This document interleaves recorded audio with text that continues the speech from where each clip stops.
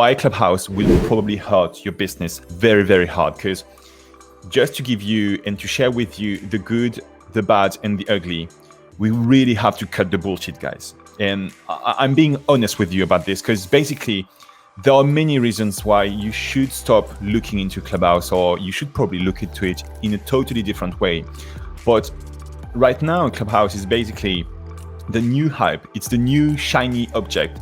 And there's something about a shiny object that you should avoid doing right now. It's going after it. It's chasing it. And this is called something like the shiny object syndrome, I think. It's basically when a new thing is going to distract you from what needs to be done right now. So just take my example as a business owner. I'm running my company every day. I'm having meetings from 9 a.m. to something like 7 or 8 p.m. on some days. I'm also trying to create more content on a daily basis. I'm trying to run my ads. I'm trying to hire people. I'm trying to make and do many things on a daily basis. If I'm just looking at the internet and the hype that's happening right now, I would probably be just a few hours a day just on Clubhouse, trying to just connect with people and create something on Clubhouse. But this is not the priority. And you have to remember this, guys. In your business, whatever the stage you are just in right now, whether you are just getting started, or you are trying to get more traffic, or you're just trying to make more sales, there are some priorities.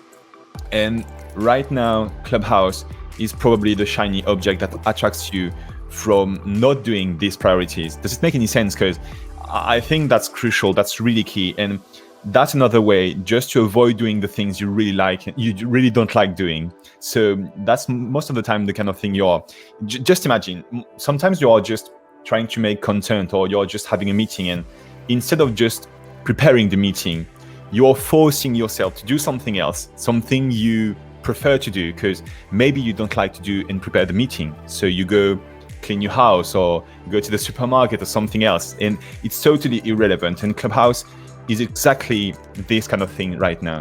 You should really avoid doing it and just using it, especially if you have priorities. So what's your input about this?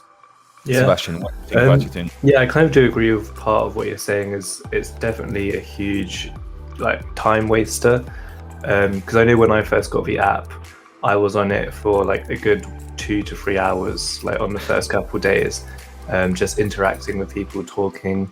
And there are some obviously positives and negatives where I don't know what the expression is, but like people like are drinking from the horse's mouth. So like as soon as they hear like information, they're like regurgitating it and explaining it to a huge other range of people, and it might not be true. And like they're taking exactly what people are saying word for word and thinking it's the method. But there are definitely some ups and downs with it, and you shouldn't obviously listen to everyone and think it's 100% true.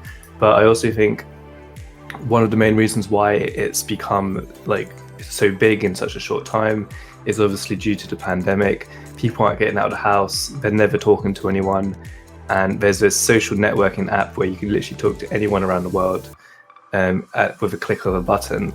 And I think people really do miss talking to people and just engaging about stuff in their sector. Like perhaps they can't talk about stuff they would usually talk about at work because they don't go to meetings anymore. So I think there are some benefits. It's good for your mental health in some cases if you're just joining a chill room or something and just talking about a few certain topics. But definitely be careful with the information you take in and actually use as well.